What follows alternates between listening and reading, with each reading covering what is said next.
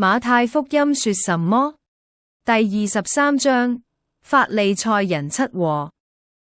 耶穌說：文士和法利賽人有禍了！你們捆起重擔加在別人肩上，愛筵席首位、會堂的高位，吞吃寡婦的家產，禱告冗長虛假，走遍洋海陸地，拉人入教，自己卻像地獄之子。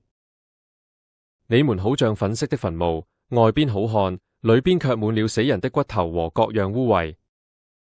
你們將薄荷、茴香、芹菜獻上1/10，卻忽略律法上更重要的公義、憐憫、信實。你們濾出蚊子，卻吞下駱駝。耶路撒冷啊，你常殺害先知，我多次願意聚集你的兒女，像母雞把小雞聚集在翅膀底下，你們卻不肯。看啦，你們的家成為荒場，直到你們說奉主名來的是應當稱頌的。